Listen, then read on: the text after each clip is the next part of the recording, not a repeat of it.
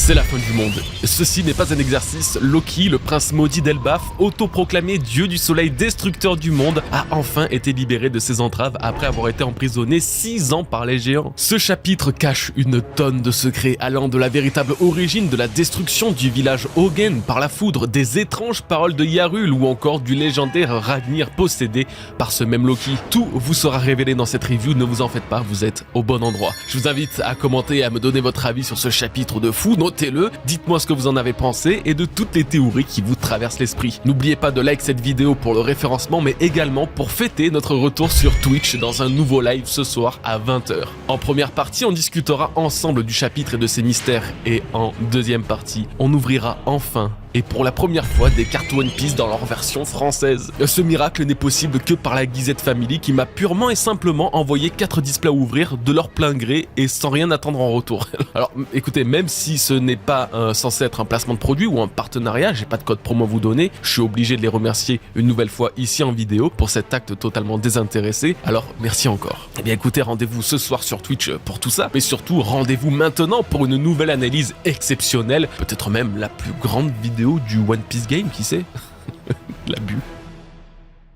Cette review va tourner autour de 3 sujets principaux de ce chapitre. Nous allons premièrement nous intéresser au village de Hogen d'Elbaf, qui a subi une étonnante catastrophe semblant liée à la fresque d'Elbaf découverte plus tôt. Ensuite, nous allons nous orienter vers Yarul et Usopp, dont la discussion assez étonnante pourrait, et je dis bien pourrait, concerner le traître d'Elbaf, le gouvernement mondial et surtout Imu. Pour finir, Loki est enfin libéré et comment vous dire, c'est purement et simplement le sujet principal de cette vidéo en fait. Entre des petits détails extrêmement importants à relever ou encore le Ragnir, nous allons passer en revue toute cette fin de chapitre et ses futures conséquences. Alors commençons par le commencement, Hogen. Hogen, d'après Ripley qui fait faire le tour de l'arbre d'Adam à Franky, c'est, ou du moins c'était, un village d'Elbaf. Car oui, Elbaf n'est pas composé d'un seul village, là où se trouve le palais royal. En réalité, ce pays, et plus particulièrement le royaume du soleil, se compose de plusieurs villages, comme le révèle Dory au chapitre 1132. Le village d'Elbaf en fait partie, tout comme en faisait partie Hogen, le village disparu. Qu'a-t-il bien pu se passer? D'après Ripley, un jour, un éclair a frappé ce village et a provoqué un incendie. Vu l'état des branches anciennes de l'arbre d'Adam, une fois un feu déclaré, il semble impossible de l'arrêter. Pour éviter une catastrophe d'envergure nationale et donc que l'arbre entier d'Adam prenne feu, les géants ont pris décision de couper la branche d'arbre où siégeait le village. Après ce drame, Ripley finira simplement par dire que les éclairs et le feu semblent être les seuls vrais points faibles d'Elbaf et de son arbre monde. Ok bon, arrêtez de me regarder comme ça, je sens très bien le regard perçant là de ceux qui ont analysé ou regardé des analyses de la fresque d'Elbaf du chapitre 1138. S'il y a des retardataires ou des mémoires courtes parmi vous, revenez un petit mois en arrière et souvenez-vous de cette fresque légendaire ayant retourné internet. Que voyez-vous en son centre? Un bateau balançant un éclair en direction de l'arbre. Alors oui, effectivement, quand aujourd'hui nous apprenons qu'il existait une branche sur laquelle vivait un village qui fut frappé par un éclair, bon ben voilà, hein, ça sonne plutôt bien. Sauf que tout n'est pas aussi simple, et c'est ce qu'on va essayer de comprendre et d'analyser dans cette première partie. Tout d'abord, rappelons que nous n'avons aucun repère temporel pour déterminer si cette tragédie décrite par Ripley s'est déroulée il y a 10 ans, ou au contraire il y a 800 ans. Cependant, si on se base sur la fresque d'Elbaf qui décrit un événement très similaire avec un éclair frappant l'arbre central, on aurait tendance à dater cette représentation de la période du siècle oublié. En effet, que ce soit la silhouette ressemblant à Imu proche de cet engin, générant un éclair, ou les personnages en guerre contre un monstre diabolique semblant représenter Joy Boy d'il y a 800 ans avec son fruit du démon de Nika, accompagné d'Emmet flambant neuf, connu pour avoir été son compagnon par le passé, eh bien tout porte à croire que cette fresque dépeint une histoire et une tragédie très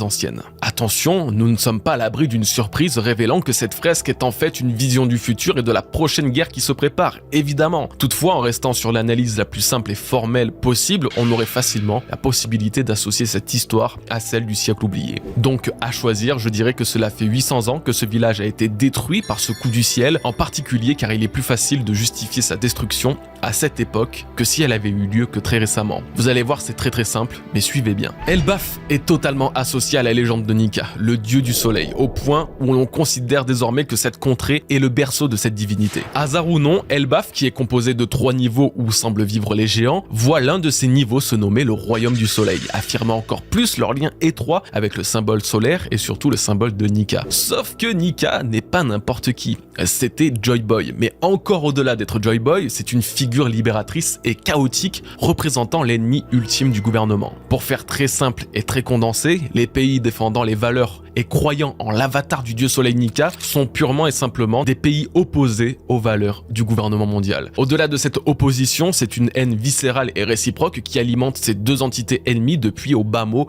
800 ans. Donc si Elbaf devait avoir un ennemi, c'était l'ennemi de Nika, et l'ennemi de Nika, eh bien c'est le gouvernement mondial. Maintenant parlons de cet éclair. On ne peut évidemment pas mettre de côté l'hypothèse que ce soit une simple catastrophe naturelle provoquée par rien d'autre, bien qu'un coup du sort, rien qui ne mérite davantage d'investigation. Sauf que les gars, là on est dans One Piece, et ce genre d'événement a très souvent une explication cohérente, mais surtout une origine loin d'être hasardeuse. Cet éclair, vous l'aurez bien compris, était très probablement voulu et déclenché par quelqu'un. Ce quelqu'un serait le fameux ennemi d'Elbaf. Et justement, quand on voit cette fresque immense gravant l'histoire du monde, c'est un personnage incarnant la plus proche représentation d'Imu, le roi ultime du gouvernement mondial, et ennemi de Nika et Joy Boy, qui se trouve près de cet engin, générant un éclair. Donc, ce que j'en ai assez simplement déduit, c'est qu'il s'agit finalement bel et bien d'Elbaf sur la fresque, et Imu aurait autrefois attaqué Elbaf, plus précisément le village d'Ogen, car c'est ici que séjournait Nika, ou du moins Joy Boy, lorsqu'il était chez les géants. Ce village serait littéralement à l'origine du surnom du Royaume du Soleil donné à toute cette partie d'Elbaf où il se trouvait. Maintenant, essayons de percer un peu plus le mystère en allant encore un peu plus loin dans l'analyse et l'interprétation de cette théorie.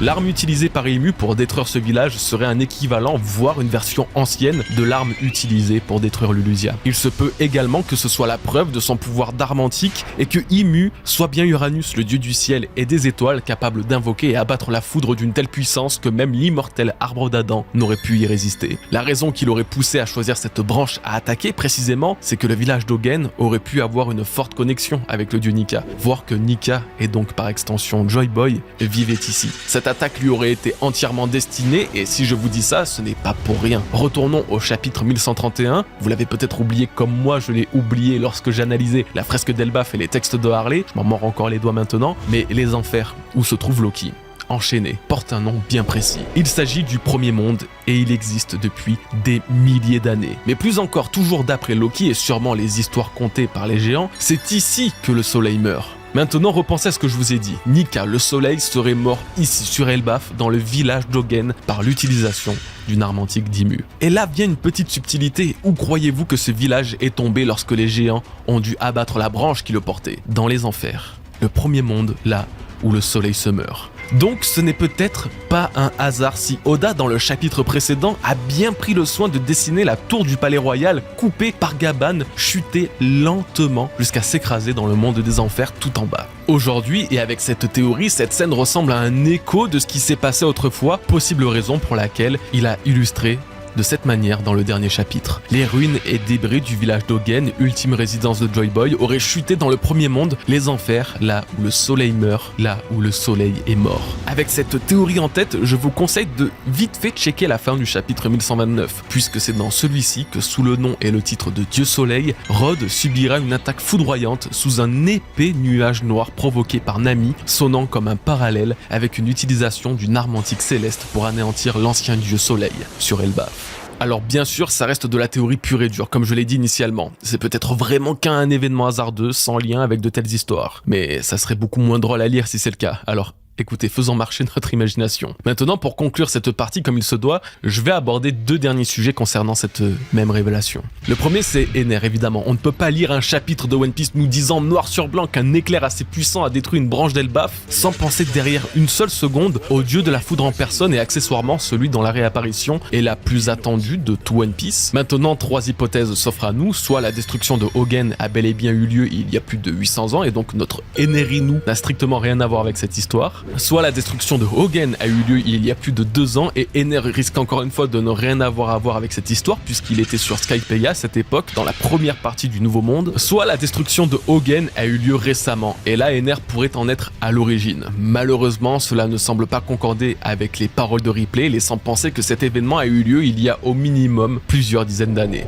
Vous l'aurez compris, le principal problème de cette histoire, c'est purement et simplement la chronologie. On ne sait pas quand ça a eu lieu, et tant qu'on ne sait pas ça, cet élément bien précis, on ne peut pas déterminer l'origine ni de sa destruction, ni de celui ayant provoqué sa destruction. Et encore, si, admettons, il s'agit vraiment d'Ener et que ce village a été détruit à cause de lui, on ne pourrait même pas imaginer un seul instant les raisons l'ayant poussé à un tel acte. Donc pour l'instant, je mets cette hypothèse en suspens, même si moi aussi, je souhaiterais le revoir. Le deuxième et dernier sujet à aborder est presque une auto-promo que je vais me faire en fait. Il y a 2 semaines, je vous ai sorti une très grosse vidéo théorie sur Imu, son utilisation de l'arme antique ayant détruit Lulusia, et sur quelle île elle pourrait être utilisée dans le futur. L'une de mes propositions était tout naturellement Elbaf, avec de nombreux arguments comme le fait que Luffy, incarnant aujourd'hui Nika, se trouve sur cette île et que le gouvernement mondial le sait parfaitement, après qu'il se soit enfui avec Dory et Brogy dans la direction de leur île natale, offrant un rare avantage à Imu de savoir où se trouve précisément son ultime ennemi. Ou encore qu'Elbaf était une nation ennemie au gouvernement, ils auraient des raisons parfaites de vouloir les éradiquer. Ou encore une fois, que le scénario de One Piece est de toute manière très répétitif dans le climax de ces arcs qui se déroulent quasiment toujours sous la menace d'une destruction imminente par une bombe, une explosion ou autre. De toute façon, je vous invite vivement à regarder cette vidéo parce que même si j'ai pas l'habitude de le dire, je la trouve vraiment très bonne et je suis très content du rendu final. Quoi qu'il en soit, et même si j'en suis ravi, j'ai remarqué n'avoir pas mentionné quelque chose que je vous répète pourtant depuis le tout premier chapitre d'Elbaf, quelque chose qui pourrait totalement avoir avec l'utilisation de Mother Flame par Imu et surtout qui a totalement à voir avec ce chapitre et ce qui nous a été dévoilé aujourd'hui en fait. Il y aura sur Elbaf un incendie et ce avant la fin de l'arc. Que ce soit Big Mom enfant il y a plus de 60 ans, le royaume d'Elbaf recréé par Rod en début d'arc et aujourd'hui la révélation de la tragédie du village d'Hogen à 3 reprises. Le feu a menacé le pays. Le feu et la foudre sont la seule faiblesse d'Adam d'après Ripley. Croyez-vous vraiment qu'Oda ne prépare pas le terrain pour le grand final de cet arc qui se déroulera comme tous les autres dans un incendie prêt à ronger le pays entier, qu'il soit provoqué par les chevaliers divins œuvrant pour kidnapper les enfants d'Elbaf ou par l'utilisation de Mother Flame par Imu qui, au-delà de détruire le pays comme Lulusia, n'en détruirait qu'une seule partie tout en déclenchant un feu immense. Je suis convaincu qu'Elbaf sera à nouveau menacé par les flammes d'ici la fin de l'arc. Peut-être que cette fois, pour couper les parties enflammées, c'est Luffy qui s'en chargera dans sa forme Nika grandissant autant que l'épée plantée sur Elbaf afin de l'utiliser. Ah, je ne miserai pas un seul euro sur ce scénario, mais la scène est trop exceptionnellement débile pour ne pas oser l'imaginer.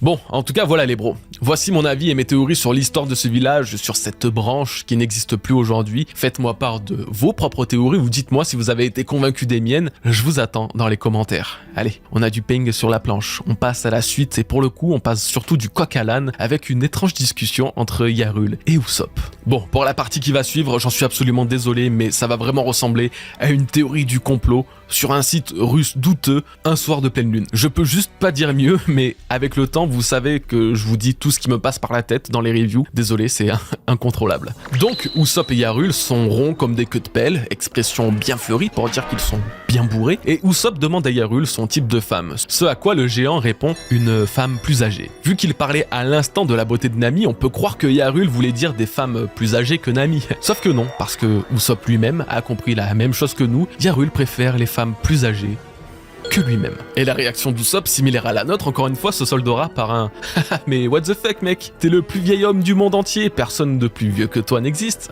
Ouais, de fou, hein. Personne de plus vieux que Yarul existe. Encore moins un personnage supposément femme, hein. Bon, comment et pourquoi Yarul connaît Imu et surtout pourquoi tu joues avec nous, Oda? Désolé, mais la scène est trop chelou pour ne pas penser à Imu. Tout d'abord, la réaction étrange d'Usopp, lui dont les mensonges se rapprochent le plus de la vérité, le fait qu'il ne croit pas quelqu'un d'aussi vieux que Yarul puisse exister alors que, au chapitre 1086, il y a pas si longtemps, Ivankov a lui-même émis l'hypothèse qu'Imu ait subi l'opération de jouvence éternelle et qu'elle soit la plus vieille personne du monde actuellement, puisque Nerona Imu vivait autrefois il y a 800 ans. Le fait que nous sommes désormais nombreux à penser que Yarul soit le traître d'Elbaf ayant provoqué la mort d'Harald et l'emprisonnement de Loki, et donc donc qu'il puisse être de mèche avec le gouvernement et le fait qu'il soit l'homme le plus vieux du monde après Ymue. Je dis pas que ça colle, et je dis pas que c'est cohérent, et je dis pas qu'on peut en tirer la meilleure théorie non plus. Peut-être même qu'on ne devrait pas théoriser tout court dessus, mais c'est difficile de passer à côté de l'hypothèse qu'Ymue et Yarul se connaissent, qu'Ymue soit finalement bel et bien une femme et que Yarul s'en soit épris. Ah, moi aussi j'aimerais bien rire en disant que c'est n'importe quoi, un géant ne peut tomber amoureux d'une humaine. Sauf que même là il n'y a plus de limite avec l'introduction de Gaban assumant pleinement son amour avec Ripley, une géante qui nous disait que de toute façon l'amour c'est la liberté. Et puis Yarul n'a pas dit qu'il préférait les femmes plus grandes pour ironiser de la taille de Nami comparée à une géante. Non, il préfère les femmes plus vieilles. En toute sincérité, je sais pas comment tisser des liens suffisamment cohérents entre eux pour justifier leur rencontre ou même la connaissance de l'un et de l'autre. Ce que je peux dire cependant, c'est que nous avons appris sur Elbaf que le monde n'a pas commencé à vivre des événements exceptionnels à partir du siècle oublié. Non, le monde d'avant était aussi mouvementé. Alors il faut penser de la même façon, mais voir le problème à l'envers. Le monde a continué de tourner depuis la fin du siècle oublié. En 800 ans qui séparent ce siècle au présent, nous n'avons pas une seule idée de ce qui a pu se passer du côté du gouvernement mondial ou même des géants qui ont été présents tout au long de cette période. La preuve parfaite sur Egghead, nous avons appris qu'Emmet s'était réveillé il y a 200 ans pour prendre d'assaut Marie-Joise sans qu'aucune justification ou raison ne soit donnée encore à ce jour. Il se passait donc des choses déjà bien avant la naissance de Roger, le monde n'a jamais été au repos. Ce que j'entends par là, c'est qu'il a pu se passer quelque chose il y a 200 ou 300 ans, peut-être moins ou plus, je ne sais pas, ayant conduit Ymue à rencontrer au hasard Yarul. L'exemple parfait, c'est le Gomgomu no Mi, ce fruit du démon qui a échappé aux griffes du gouvernement pendant 800 ans. Pendant 800 piges, ils l'ont traqué sans relâche, mais surtout, nous ne savons pas ce qu'ils ont fait pour chercher et capturer ce fruit du démon pendant tout ce temps. Donc pendant 800 ans, nous pouvons parfaitement imaginer qu'Ymue ait pu se déplacer sur la terre ferme en quête de ce fruit jusqu'à lui faire croiser le chemin du géant. Actuellement, avec les connaissances limitées qu'on a, ce n'est pas impossible. Difficile à imaginer, mais pas impossible. Et puis l'hypothèse du traître en rajoute une belle couche. Yarul est suspect. Il est le seul en vie avec Loki de la guerre opposant ce dernier à son père. Loki aurait tué Harald, pourtant le doute est toujours permis. Luffy qui est capable de sentir les émotions et sentiments des gens, capable de déceler le bon fond de n'importe qui, n'a jamais hésité à libérer Loki. Il n'a jamais douté de lui. De son côté, Yarul avait des raisons le poussant à trahir Harald et à provoquer sa mort. Ce roi voulait ouvrir Elbaf au monde, sauf que Yarul connaît les dangers d'un tel projet. Il en a déjà payé les frais il y a plus de 60 piges, quand Big Mom, alors rescapé par Carmel, a tué devant ses yeux son meilleur ami, tout en étant impuissant. Cette étrange alliance ou lien entre Ymue et Yarul avait peut-être comme objectif final un étranglement du peuple d'Elbaf, les garder fermés au monde pour les contrôler et donc contrôler leur puissance. Harald aurait été tué, trahi par Yarul, par l'influence d'Ymue, et c'est ce que cette petite vanne entre Usopp et le doyen des géants m'a poussé à faire comme théorie. C'est n'importe quoi, oui, je le confirme. Ça me fout le seum. Mais malgré tout, il y a quelque chose dans cette théorie. Il y a un fond de logique pas si con que ça. Encore une fois, je vous laisse me faire part de votre avis. Dites-moi en commentaire ce que vous en pensez, si c'est aussi con que ça en a l'air ou si, vous aussi, ça vous a quand même intrigué. Changeons d'ambiance. C'est l'heure de la fin du monde. Oda n'a plus le temps. À peine la clé de Loki récupérée dans le dernier chapitre que Zoro et Luffy se retrouvent dans les enfers, prêts à mener à bien leur plan, celui de la libération de Loki. Il est dans un état critique pour ne pas dire proche de la mort par les dégâts causés par le cerbère de Shamrock. Survivre à leur torture tout en étant enchaîné avec du granit marin qui l'affaiblissait est une prouesse mais exceptionnelle à la hauteur de ce qu'on pouvait attendre du prince maudit, le plus puissant géant d'Elbaf. Avec la condition qu'il garde une menotte attachée à sa cheville, Loki est enfin libre de ses entraves. Aux grandes dames d'Airudin et des autres géants, arrivés que trop tard, l'ennemi du monde se dresse désormais face à eux. Et wow, premier degré, la tension était palpable. À la fin du chapitre, on a senti toute la détresse des géants qui n'ont fait qu'accentuer le danger que représente Loki. Alors allez, c'est l'heure de décortiquer chaque parcelle de cet événement exceptionnel de l'arc d'Elbaf. Alors vous devez vous en douter, j'ai un tas de choses qui me passent par l'esprit là, un tas de sujets que je veux aborder, mais actuellement celui qui me passionne le plus, c'est celui que je trouve le plus pertinent, et tout simplement de réaliser ce que sa libération signifie. Oui, il est libre, mais pourquoi faire? Quelle en est la suite? Reprenons depuis le début. La libération de Loki, pour Luffy, signifie une seule chose. Le géant devra lui donner des informations sur Shanks. C'est le deal qu'ils ont passé au chapitre 1131, alors je ne dis pas qu'il va à coup sûr honorer sa promesse, car les paroles d'Airudin peuvent nous mettre le doute, tant son demi-frère est persuadé de sa malice et de ses capacités de manipulation. Cependant, je ne pense pas non plus que Loki mente, en tout cas pas face à Luffy, et ça, c'est à cause de Luffy lui-même. Je le disais plus tôt, mais Luffy arrive à percevoir les vrais sentiments des gens, leur véritable fond. Malgré tout ce que Sanji avait pu lui dire lors de leur affrontement sur Whole Cake, Luffy était incapable de le croire. Il savait que Sanji, malgré la confiance qu'il dégageait, mentait et se mentait à lui-même. Pareil quand Nami les a trahis au début de One Piece. Même s'il ne la connaissait pas vraiment, il savait qu'elle avait besoin d'aide. Et même récemment, quand on lui a dit que Shanks avait attaqué les géants, il ne voulait pas en entendre un mot, en sachant pertinemment que c'était pas lui, car il sait que Shanks ne ferait jamais ça, et il avait raison. Bref, c'est peut-être une façon très utopiste de voir le personnage de Luffy et même un peu l'œuvre de One Piece en général, mais moi, j'ai l'impression qu'avant de faire confiance à quiconque dans cette œuvre, il faut lui faire confiance à lui et à son instinct, car c'est à travers son héros qu'Oda nous dévoile la vérité qu'on ne voit pas forcément. Alors pour en revenir à Loki, il a pu se faire berner, mais il a aussi pu voir la vérité dans ses mots, et pour qu'il souhaite autant le libérer malgré tous les avertissements que les géants et Gabal lui ont fait, c'est qu'il est sûr de lui. Loki tiendra sa promesse. Si Loki est une si bonne personne, sa libération par Luffy le récompensera d'une information primordiale sur Shanks, peut-être son emplacement. Luffy n'aura plus qu'à le retrouver, enfin, après toutes ces années. Alors oui, je trouve qu'effectivement, la libération de Loki pour l'instant est importante. Ensuite, il y a le cas de Mosa. Mosa ou Mossa, on va l'appeler Mossa. Mossa est ce qu'on peut considérer comme la personne la plus proche de Loki. Il semble ne s'être jamais vu, mais entretient une belle relation, faisant ressortir le meilleur de Loki, ou du moins sa façon d'être bon, d'après lui. Sa libération aura inévitablement un lien avec Mossa. Il ira la rencontrer, il ira la venger de cette horrible expérience qu'elle a vécue. Mais peut-être qu'avant, une autre vengeance devra avoir lieu, et c'est évidemment celle sur Shamrock. Après avoir été torturé et laissé pour mort par les chevaliers divins, Loki s'est fait la promesse qu'une fois libre, il se vengerait du mal causé à ses amis rois des montagnes et à la torture qu'il a subie. Une promesse partagée par Shamrock qui dira à Loki que s'il survit à Cerberus, alors il pourra venir l'affronter à tout moment. Non seulement Loki a survécu, mais Loki est également libre. Shamrock risque de s'être volatilisé suite aux ordres de rentrer sur Marie-Joise émis dans le dernier chapitre, mais ça, eh bien Loki n'en sait rien et pourrait chercher à le rencontrer, à le retrouver et à le combattre. Avant toute chose, avant même de penser ses blessures, Loki voudra se venger des chevaliers divins, de la torture qu'ils lui ont fait subir et du massacre de ses amis animaux. Alors ok, ça c'est un peu la feuille de route officielle de Loki, celle que Oda nous a dévoilée au fil de ces 10 derniers chapitres et qui ne nécessite pas forcément de théorie. Il y a toutefois un dernier point que je voudrais aborder, surtout en parlant de vengeance, c'est évidemment Yarul. Loki va éprouver une haine pour les géants, en particulier s'il n'est pas responsable des actes qu'on lui reproche. Et tout en étant dans la théorie, Yarul est celui qui l'aurait trahi, celui avec qui il se serait battu, mais surtout celui dont il voudra se venger. Ça ne risque pas d'arriver dans l'immédiat, mais si la théorie de Yarul est égale traître se confirme, attendons-nous à ce que Loki déchaîne sa fureur contre lui, révélant au passage la machination dont il a été victime. C'est à peu près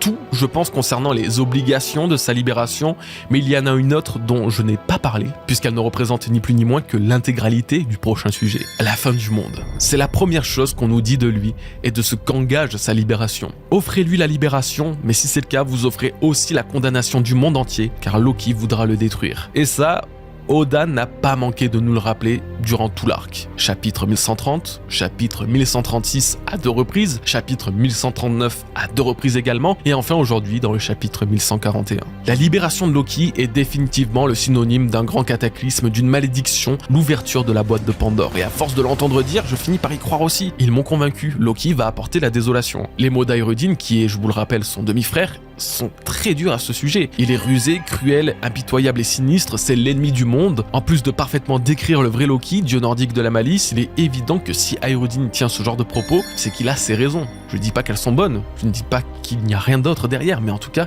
il a des raisons qui sont propres à lui de le croire. Peut-être que dans une véritable masterclass scénaristique, Oda va révéler Loki comme grand méchant, grand antagoniste, après que beaucoup aient défendu l'inverse, moi y compris. Ce dont on peut être sûr et que je vous ai toujours dit depuis son introduction, la rage de Loki sera incontrôlable lors de sa libération et il va effectivement temporairement avoir un rôle d'antagoniste. Ce passage servira principalement à mettre en confrontation Luffy face à lui, face à Loki, à plusieurs reprises et encore récemment, face à Gaban. Luffy expliquait qu'en cas de force majeure, en cas de danger vis-à-vis de Loki, il n'hésitera pas à le combattre. Ce combat est trop teasé, trop sous-entendu pour ne pas avoir lieu. En utilisant le Gear 5, Luffy prendra la forme de Nika, tout en se révélant être le vrai dieu soleil face à Loki qui, lui, s'autoproclame l'être. Si Shanks était autrefois le seul capable d'arrêter Loki, aujourd'hui Luffy fait aussi partie de ses élus. Sa puissance d'empereur et de dieu solaire sera suffisante pour maîtriser et contrôler le prince maudit. Un autre élément aidera Luffy à contrôler ce monstre et il se trouve attaché à sa cheville, la chaîne en granit marin. Cette menotte affaiblira suffisamment Loki pour qu'il ne puisse puisse ni utiliser son fruit du démon, ni utiliser tout le potentiel de sa puissance représentant son seul vrai tendon d'Achille pour limiter sa force surhumaine, même pour un géant.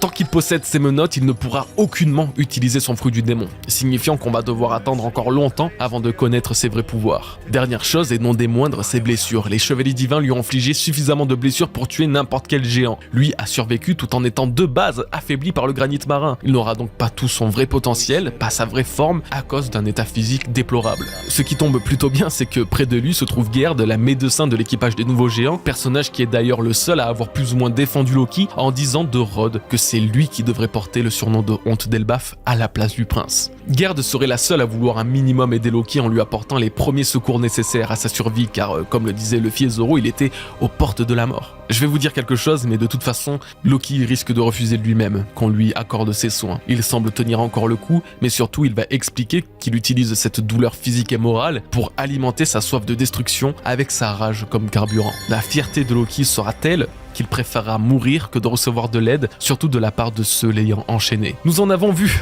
des monstres dans One Piece, mais pour le coup je suis bien content de ne pas être celui qui subira le courroux vengeur du prince maudit Loki.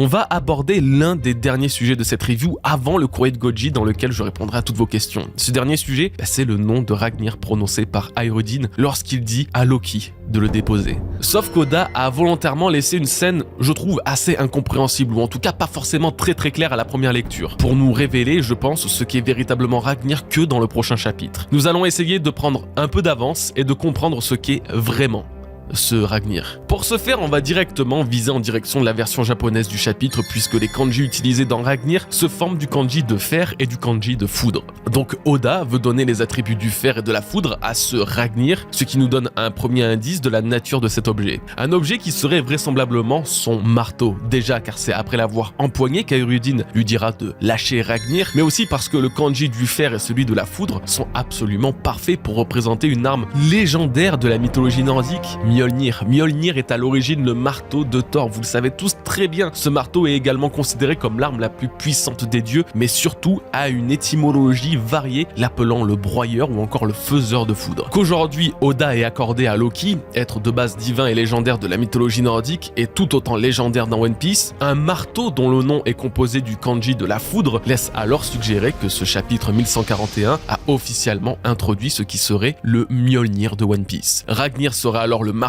de Loki, mais un marteau exceptionnel possédant des pouvoirs spéciaux à en juger la réaction démesurée d'Aerudine qui lui demande de le reposer immédiatement. En effet, et tout comme le vrai Mjolnir, Ragnir serait une arme capable d'invoquer la foudre et les éclairs. Une arme au pouvoir très particulier puisqu'elle ferait partie des Seijo Owazamono, l'une des 12 lames de premier rang, bien que ce ne soit ni un katana ni une épée à proprement parler. Elle ne serait pas la seule arme à conférer des pouvoirs élémentaires. Le feu a déjà été utilisé par des épéistes comme Fossa, comme Kinemon ou encore plus récemment Zoro. Zoro lui-même possède une arme Enma possédant une volonté propre tout en conférant des pouvoirs liés au Haki. Si Ragnir peut et risque d'apporter une nouvelle dimension aux armes de One Piece, elle serait surtout habitée par des pouvoirs électriques, peut-être même des pouvoirs de fruits du démon, et ferait de Loki un géant capable de faire tomber la foudre sur les ennemis qu'il combat avec son marteau. Et c'est là que ça pose problème. Dois-je vous rappeler ce que nous avons découvert là en début de chapitre? La foudre est tombée sur Elbaf, une foudre assez puissante pour provoquer un feu sur l'une des branches de l'arbre d'Adam sur lequel prolifère pourtant une nation antique de géants. Je vous ai déjà expliqué pourquoi je pense que cette foudre n'est pas naturelle, j'ai déjà théorisé bien plus que je ne le devrais sur la disparition du village d'Ogen, mais il y a quand même un dernier et ultime cas à aborder, c'est celui de Ragnir. Bien qu'on n'en ait pas la véritable explication pour le moment,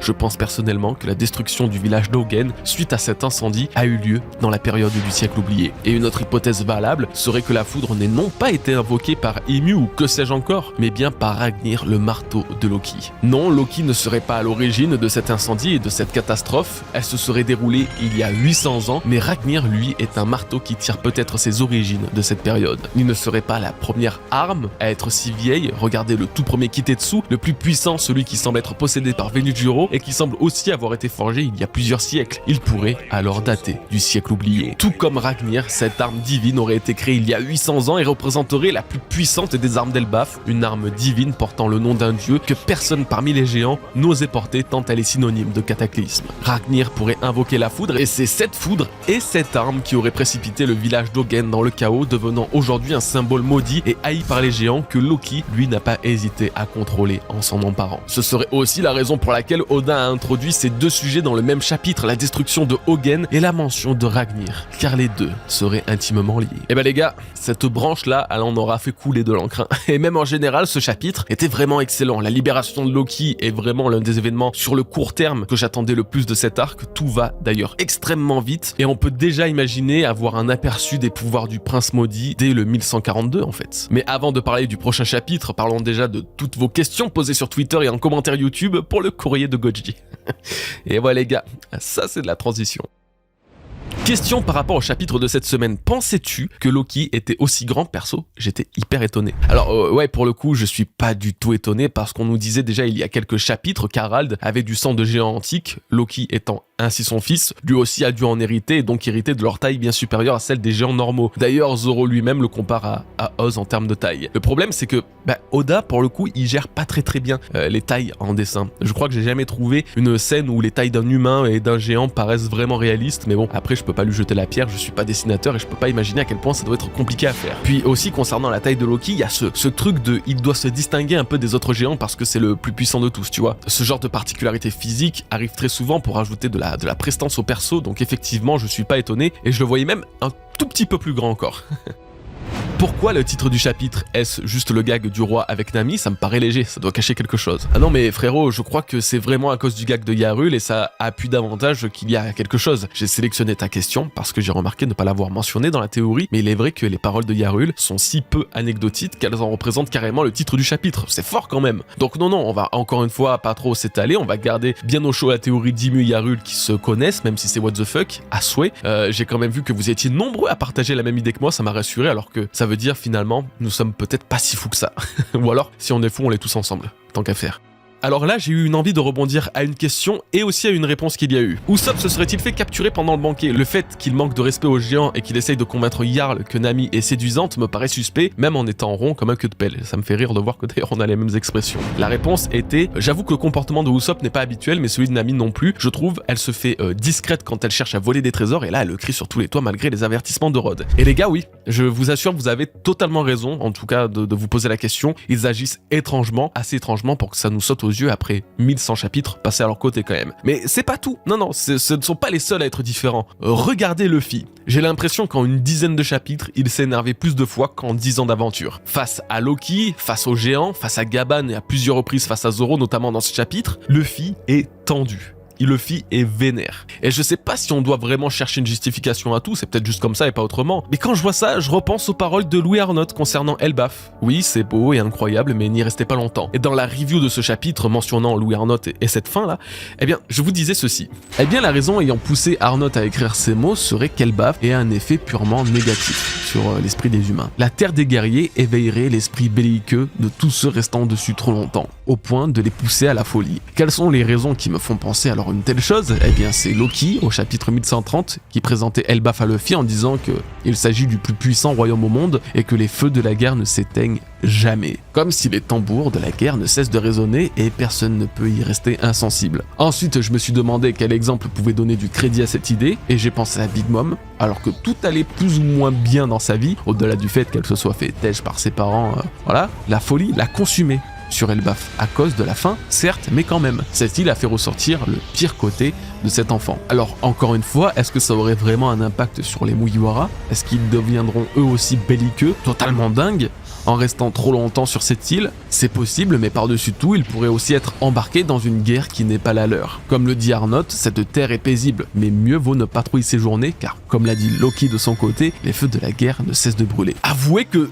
2 mois plus tard, en voyant des réactions un peu différentes, disproportionnées et étonnantes chez les Mugiwara, ça travaille l'esprit, hein. Les théories restent toujours des théories, hein, mais quand elles résonnent aussi bien avec l'histoire actuelle, il est difficile de pas succomber à l'idée qu'elles renferment peut-être une petite part de vérité, et c'est peut-être le cas avec cette histoire de colère sur Elbaf. Alors, tout ce que nous pouvons faire pour le moment, c'est d'attendre et de voir, encore une fois.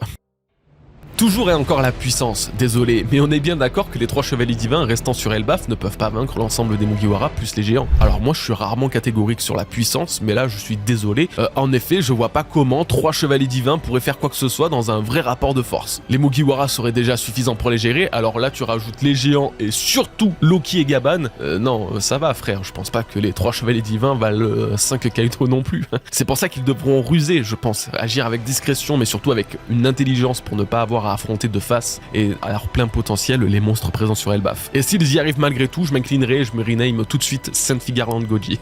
Non, je retire. Non, finalement, j'ai peur que ça m'arrive, je veux pas, ça me fait plus rire. Salut Goji et aux abonnés en espérant que vous allez bien, ça va très bien toi mon ref. Quand Ripley dit que la seule faiblesse d'Elbaf est la foudre et le feu, penses-tu que c'est en référence à Big Mom avec Zeus et Prométhée, voire pire à Misery qui fait simultanément des attaques de foudre et de feu. Voilà pourquoi vous êtes trop chaud, voilà pourquoi vous avez plus besoin de moi pour théoriser, vous faites ça 10 fois mieux. Écoute, je sais pas si c'est une référence, mais je trouve ça trop bien trouvé. Surtout quand on connaît le lien de Big Mom avec ce pays, je sais pas quoi dire d'autre, en fait j'adore. J'aurais voulu y penser avant toi, j'ai le seum là.